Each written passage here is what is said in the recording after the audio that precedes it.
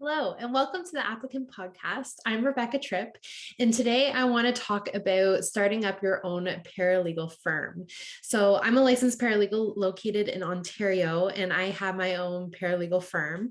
And I get a lot of questions about how did I start? How did I go about, opening up my doors?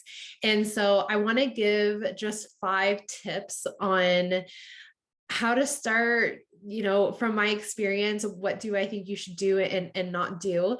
And just kind of take it from there. And if you have any questions, please feel free to reach out. I'm happy to talk about this topic. I love talking about businesses and budgets and getting started and like what to do and not do. So please feel free to reach out. Okay, so my first tip is to get organized. So when you are thinking about starting up your practice, I'm sure you have a lot of ideas and thoughts of like, oh, I could do this and I could do that. And I think it's great to get pen to paper and just get organized. So my tip for this is to start with just a one-page business plan. You can get these templates online for free, and you can really just start developing, formulating, and getting some concrete answers from yourself as to like, what will this business look like? What should I do? What should I not do? Some of the things that I had in my business plan were, what's my business name going to be? How am I going to afford starting up a business? What kind of services will I offer? And what's my ideal client? I think one of the biggest struggles of starting up your own business is not spreading yourself too thin and thinking, oh, like, my paralegal firm will provide all services. I will do everything that a paralegal can do. And I'm just going to hit the ground running and it'll be great. And I think there is a lot to say about niching down and focusing, because you can't be amazing at every single area of law. I think it takes a lot of practice and time in order to be able to represent well and be able to do it in a way that doesn't take you a lot of time to learn different acts and regulations. So I encourage you to sit down and really think about what kind of services do I want to offer? What kind of clients do I want? And really try to just get it into one piece of paper. Because if you're like me, you can start rambling and, different ideas come up and it can grow quickly. But if you can get it onto a one-page business plan, I think it's a really great place to start. My next tip or advice is regarding budgets. So when starting a business, you really need to think about, what funds do I have in place to grow this dream? Am I going to work full time while I get this started? Am I going to quit my full-time job and dive into this and just really put all my eggs into one basket? I do think that when you first start out, there's a learning curve and it does take a lot of time to get things rolling. And so unless you have a huge savings account, I do encourage you to stay, with your employer or how you're currently making income to see how things progress, because it might take longer than you might think. Okay, so some quick questions I think would be good to ask yourself and kind of mull over is, what funds do you have in place to start up your new business? How long is your startup runway? Which means, how long do you have to turn a profit before you have to throw in the towel? Do you have enough funding to last you 6 months or a year if you don't have a profit from this business?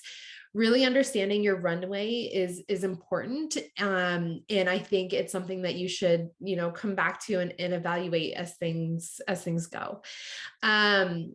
Another really big one when we're talking about budgets is figuring out how are you going to track your business expenses and income. And I know this sounds really simple, but I think it's important to get a good system in place as to how are you going to manage the money of your business. You know, how are you going to track your income and expenses? There's a ton of software out there that can do this.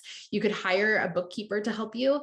But I do think it's important to be very detail oriented about this, especially when it comes tax season, and just really figure out a good system that works best for you on how to track your income and expenses.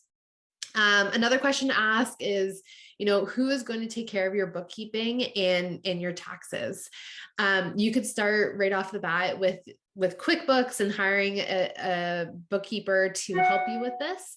But I do think that it's a question that you should ask yourself, and it's something that you should really consider. You know, how much funding do you have to put towards managing the books of your business? Because it's important. Okay, so my next tip is regarding resources. So when it comes to your business, you can easily have a high overhead. And my tip is, you know, try to keep your overhead as low as possible.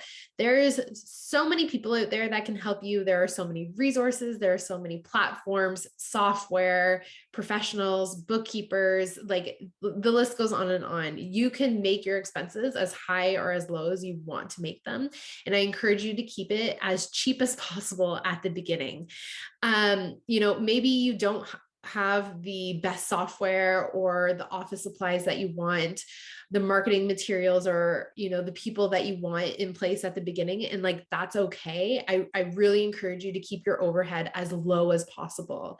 And you'll see as things progress, like, oh, I actually don't need that, or I don't actually need that person, or maybe I didn't need that marketing material that I spent thousands of dollars on. Like, I encourage you to really go slow with it and see what works best and what doesn't. And over time, you'll see that there are certain things that you need. Like, if you're having a paralegal firm, having a good printer scanner is a game changer. And I do think it's worth the money. But having like the best business cards, especially with COVID and everything online, like maybe not so much. So I would say take your time and don't get too excited about like buying all the new things. Another one just regarding resources is talking about, you know, if something happens where you need to turn to someone for some help or some guidance, what resources do you have in place for that? Like, who will you turn to?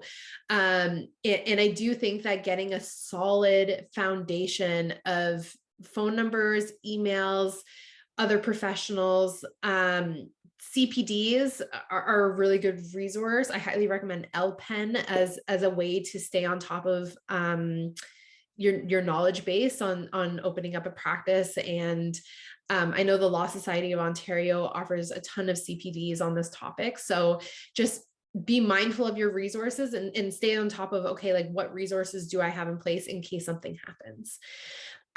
My fourth tip is regarding marketing. So going back to tip one, when we're talking about getting organized and having your business plan, I encourage you to really think about your marketing plan.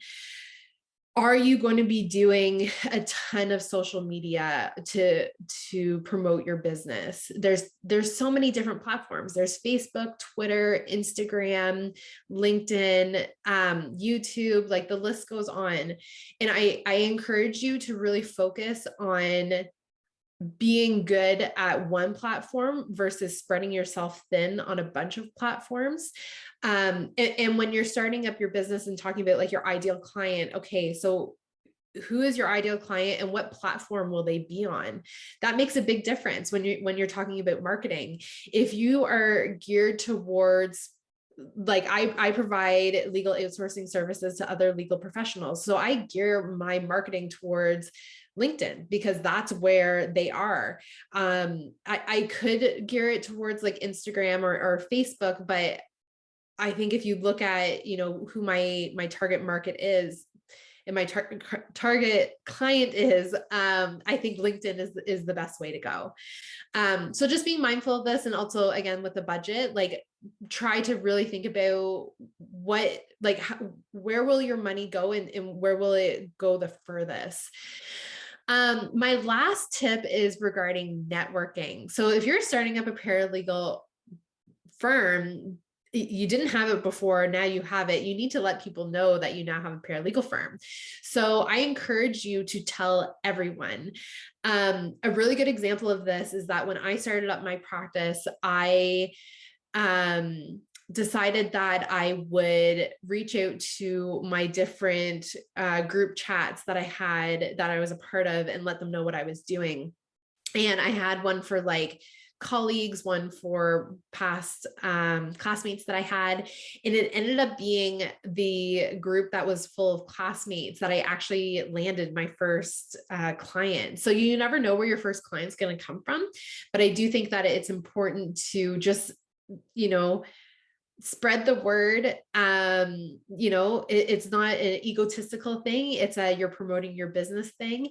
And I do think that reaching out to people, talking to different people, not only letting them know what you're doing, but also learn from them and see what they're doing. And maybe you can implement certain things that they're doing into your business to help it grow. So that's all my tips for, starting the paralegal firm. I do think that it's been 2 years now since I've started. And I think one of the things that I wish I would have known a little bit better is how long it takes to get clients. And, there's a lot of work that goes into obtaining a client. And I think that the more leniency that you give yourself on, when things are slower, it's you're growing your book of business. It's not all of a sudden going to be this, big roster of all these clients at the start. You have to slowly grow that. Talking to people, getting referrals, testimonials, like that's all really important stuff. And be kind to yourself. Like, you're growing a business. It will take time. It's not going to happen overnight. And if you just keep on putting your time and effort into it and your attention to it, you will see results. And it's just about, being organized, staying on top of your business and keeping it going in a way that is getting billable hours. That's a really important thing, is just making sure that you're growing in a way that is leading to billable hours. Okay, so that's everything. A pretty quick episode, I would say, today, but I did want to get out, my tips for paralegal firm, starting up a paralegal firm, because it's something that I'm actually getting a lot of questions about lately. So I thought a quick video on my top 5 tips would be helpful. And hopefully you found this helpful. If you're, staying to the end of this episode, thank you so much for listening and for the support.